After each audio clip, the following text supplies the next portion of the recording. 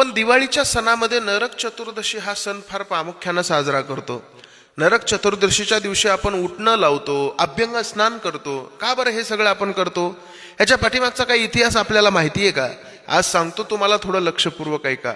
प्राचीन काळामध्ये नरकासूर नावाचा एक राक्षस मातला होता। खऱ्या अर्थानं नरकासुराला त्याच्या आई भूमादेवीचं वरदान होतं की तुला फक्त आईच मारू शकेल, आईच्याच हाताने तुझा मृत्यू होईल, बाकी दुसरं तुला कोणी मारू शकणार नाही। म्हणून तो अजिंक्य झाला होता। तो एवढा मातला होता की त्यानं संपूर्ण देवदेवतांना त्रास द्यायला सुरू केला, देवदेवतांचा छळ करायला सुरू केला। एवढंच नाही तर ऋषी मुनींच्या तपोभूम्या उद्ध्वस्त करायला लागला। स्वर्गातल्या अप्सरा त्यानं कैदेत ठेवल्या होत्या। 16,000 राजकुमारींना त्यानं कैदेमध्ये ठेवलं होतं। देवदेवतांना प्रश्न पडला की या नरकासुराचा वध नेमका करायचा कसा? याला तर आईचं वरदान आहे की हा फक्त आईच्याच हाताने मरू शकेल, याला दुसरं कोणी मारू शकत नाही। देवदेवतांना प्रश्न पडला। देवदेवतांना विष्णू परमात्म्याकडे धाव घेतली। विष्णू भगवान परमात्म्याकडे जाऊन सगळ्यांनी मदत मागितली। देवानं सांगितलं, काळजी करू नका, येणारा अवतार माझा भगवान श्रीकृष्ण परमात्म्याचा होणार आहे।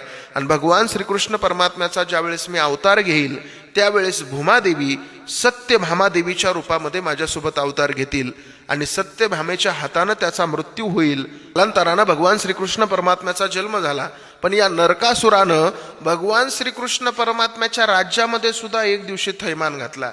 भगवान श्रीकृष्णाच्या राज्यामधील बऱ्याच लोकांना त्रास द्यायला लागला। यामुळे भगवान श्रीकृष्ण परमात्मा क्रोधित झाले आणि युद्ध करण्यासाठी नरकासुरासोबत निघाले। त्यावेळेस सत्यभामा सुद्धा कृष्ण परमात्म्याच्या सोबत निघाल्या। दोघांचं युद्ध सुरू झालं। नरकासुराचं आणि श्रीकृष्ण परमात्म्याचं युद्ध सुरू झालं। नरकासूर प्रतिकार मोठ्या प्रमाणात करत होता। नरकासूर श्रीकृष्ण परमात्म्यासोबत युद्ध करत असताना मोठ्या प्रमाणात प्रतिकार करू लागला। परंतु सत्यभामाचा एक बाण नरकासुराच्या शरीरामध्ये शिरला आणि त्याच ठिकाणी नरकासूर कोसळला। नरकासुराचा मृत्यू झाला।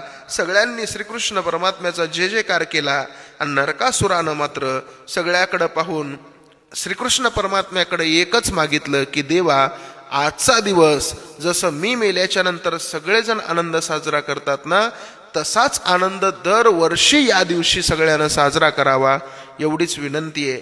नरकासूर म्हणजे नुसता राक्षसच नाही, तर नरकासूर म्हणजे आपल्या मधला अहंकार आहे। मला असं वाटतं या नरक चतुर्थी दिवशी आपण सगळ्यांना आपल्या अंतःकरणातला अहंकार रूपी नरकासूर राक्षस बाजूला काढून द्यावा